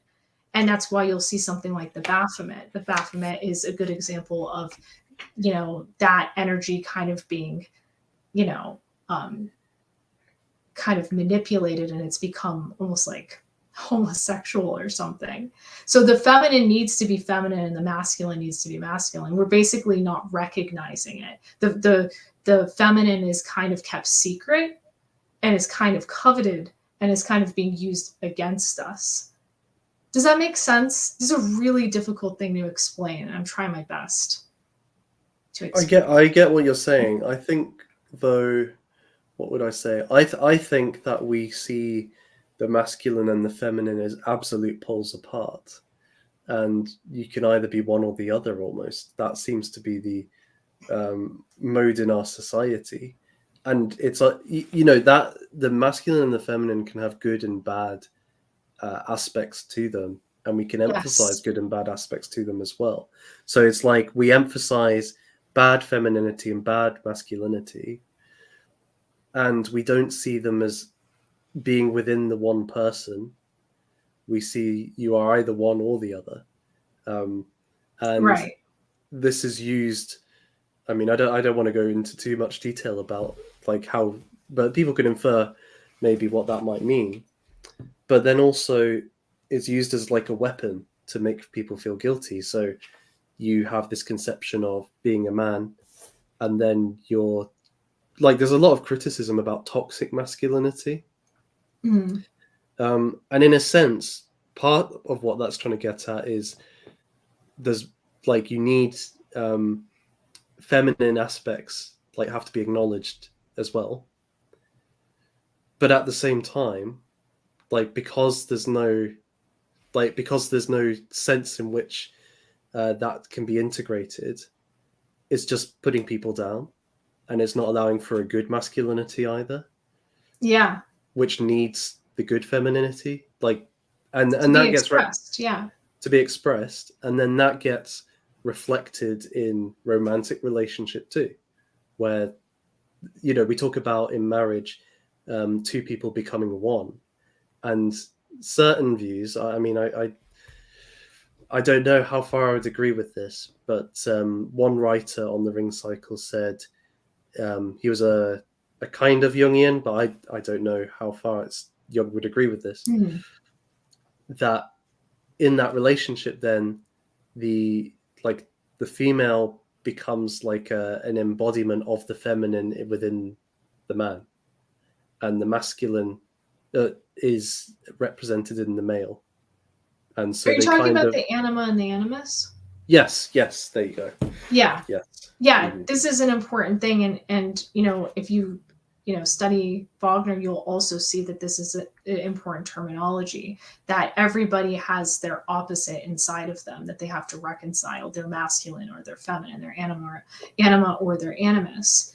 And in ancient traditions, it was always acknowledged that there is a feminine and masculine aspect to reality.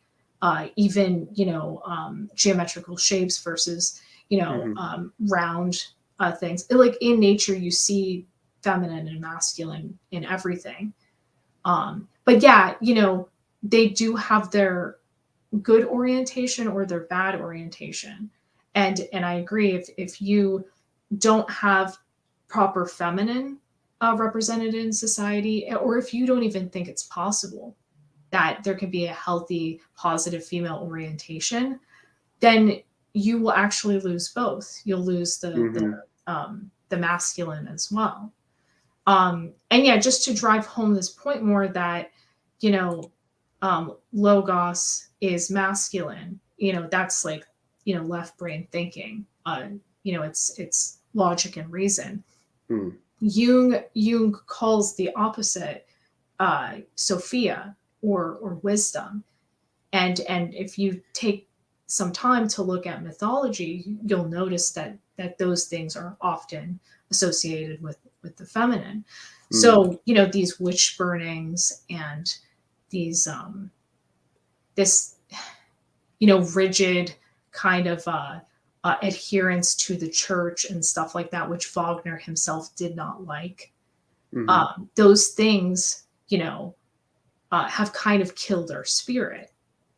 And so I do have to say, in my personal opinion, if you do want to solve a lot of the problems that we have, you know, in the West, I do think that we have to have a more positive orientation for the feminine, because for the longest time it's been that, you know, the feminine has been in this fallen state. You know, it's Eve, and we're constantly blaming her, you know, for our fall out of the Garden of Eden. And I actually think that Wagner's work properly addresses lots of those stories and puts the female in a more proper orientation with someone like Brunhilde, which is why I disagreed, you know, on that stream with Dr. Alexander Jacobs' opinion that it was more negative.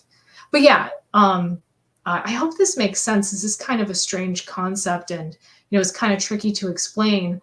And I'm not a feminist or anything, but I just do think that the feminine, not female, but like the feminine in society, like wisdom, you know, over logic and reason hasn't really been acknowledged. We're not really paying attention to that. We're like afraid of it. I'd also say as well, just to clarify, that it's not like, oh, we need to make the masculine and feminine equal within like a person. Like that's like each person is going to have a balance which suits them. It's and like obviously like for me, like it's not being like, oh, 50% male, 50% female. Like that isn't what you're saying. It's more No, like there's a proper relationship between the positive characteristics in both that needs to be recovered. it does. Yeah. And you have both of those aspects in you. And you know, for creation to happen, you need a man and a woman. And so if those things are out of balance or aren't working properly together, you know, you're not gonna function properly. So yeah. So I think we've just passed the 2 hour mark. I think it's been a good stream. I think we've covered a lot of different issues, and Yes. I think we've said a lot of different reasons why Wagner is important. People can draw their own conclusions as to which ones might be the best or what not. Is there anything like as a kind of final point on Wagner that you would like to make before the end comes, before the stream is immolated in the fires of Siegfried's funeral pyre? I guess I would just say that culture is more important than people have been giving it credit for until more recently, I think. And yeah, there are some big problems that we have ahead of us, but I just think it's things like this that really help. You know, I think you know, Wagner is, like I said, somebody who's getting down to the root of things in every single way. And I think he's just such a great inspiration. So I'm hoping that, you know, by you having done this great stream and everything, that, you know, this will help us, you know, continue down the right path. Because like you said, you know, if the spirit of a people is, you know, destroyed, then, you know, we're not going to be a people anymore. So yeah, it's very important that we get this right and that we put a lot of attention and focus on it. Oh well, Yeah. I think you've put it beautifully, and I can't add anything to Thanks. that. So yes, and thank you for sparing the time to have a nice finish to Wagner Day. I really appreciate it. Oh, it was a And pleasure. oh, it's been great, and I want to thank everybody again who's been involved in Wagner Day. All the contributions have been much appreciated. I'm going to go back and watch many of them, because there's so much richness in them that they'll have rewatchability.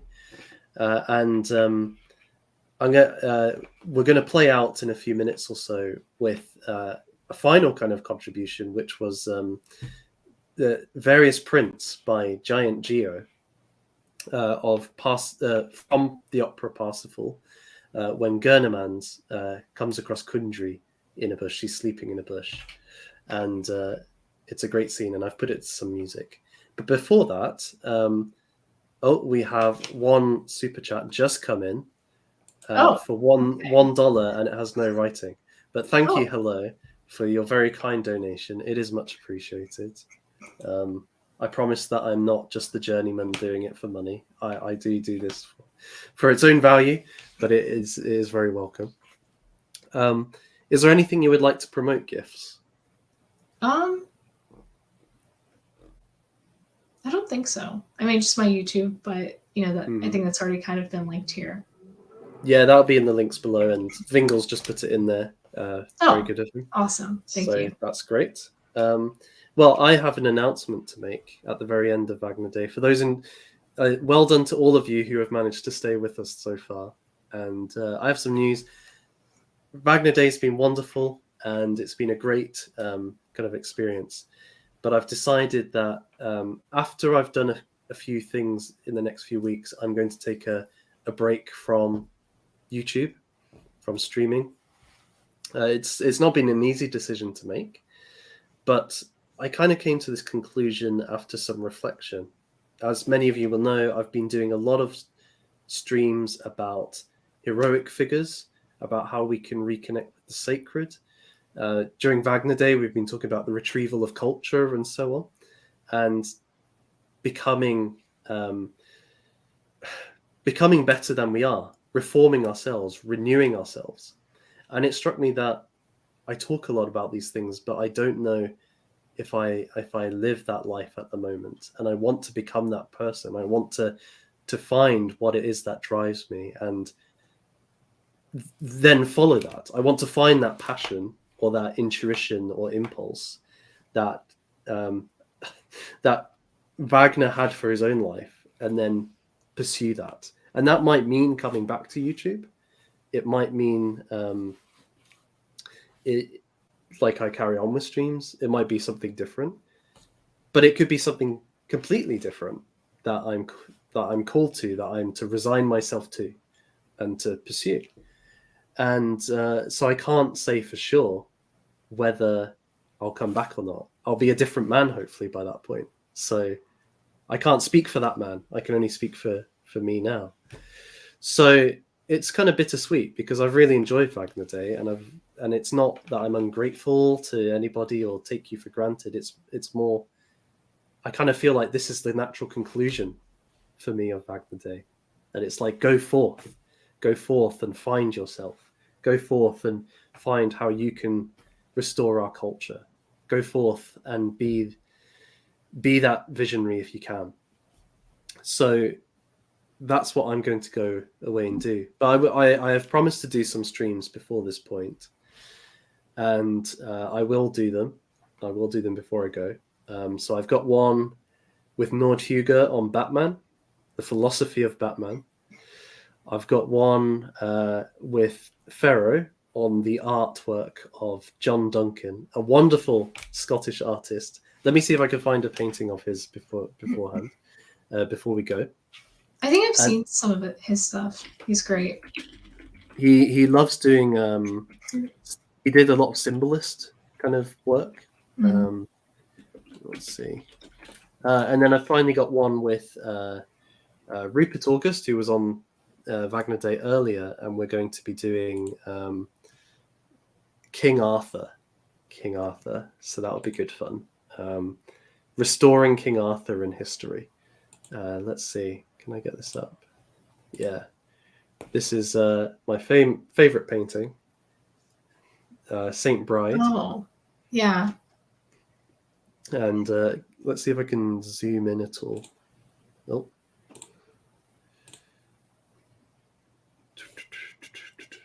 Oh, that's not coming through, is it?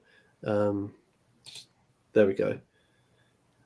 So I love this painting for so many reasons. This is actually the island of Iona in the corner here. Oh. And Saint Bride actually lived on the Isle of Iona. So a nice connection there. And then you can see on the robes, this is like stories from the Bible or the Gospels. Oh, wow. So you've got the Annunciation, you've got the wise men coming here, and they're bowing down to the baby Jesus. Then on this side, you've got Jesus as a carpenter, Jesus on the cross, resurrection and ascension.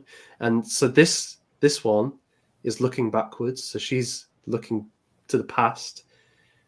She's looking forward to the future. So it's like in the liturgical calendar, this is the future for Christ from the nativity story. And in a way, her prayer, she's praying, that kind of transports her into the story, into the gospel story itself. Beautiful. Yeah, I just love this painting so much. Can you tell? And I love as well, like their feet go over the edges. Like it's just a nice little touch. Or their wings. Very nice. Yeah. It's a cool painting. In illuminated manuscripts, they do things like that to kind of show the divinity of angels, that like they're beyond this world by having like their feet leave the borders. Yeah. Oh, amazing. Yeah. So it definitely connects across then, yeah. Yeah, it's within that tradition. So that's really nice. He does a piece, I think of Tutha Didana, doesn't he? I think he might actually have one. That's really fantastic. So yeah, it's the same artist. That guy is fantastic. And that piece is great too. Oh, it's awesome. It's awesome. Let's get it up. Okay, we might as well. He does Tristan and Isolde as well, which is a nice Wagner reference. Is this the one? That's it. I didn't know that I never looked at his other work. That's crazy. So yeah, we'll be covering him at some point, and it should be really good. And he actually covers Wagner's topics too? He doesn't cover Wagner, but it was just that one of his paintings is based on the Irish legend of Tristan and Isolde. Oh. Which, of course, Wagner uses for his opera, right? So that's right, yeah. So let me see if I can get that up. Okay. There we are. There's Tristan and Isolde. Oh. I think it's a lovely painting. That is beautiful. I love their outfits and then just the way they're looking at each other. Yeah, it's gorgeous. Yeah, his style is fantastic, and his subject matter is, again, like he's at like getting at the roots of things, obviously, like Wagner is too. Yeah, we're all kind of noticing the same stuff. That's great. Yeah, I love it. Thanks for showing me that. Oh, you're very welcome. You're very welcome. So yes, that will be on the channel in the next month or so. But otherwise, after that, I shall disappear. But I will be in the background. I'll be around. I'll still keep in touch with people, and I'm organizing a couple of things that you may hear about in the future. But yes, we shall see. It's been a fun ride, and I'm really glad it's brought me to this place, and I hope it brings everybody in the audience to a similar place too. But yes, thank you again. Thank you, Gifts. You've been a hero. And good night to everybody. Thank you for watching Wagner Day.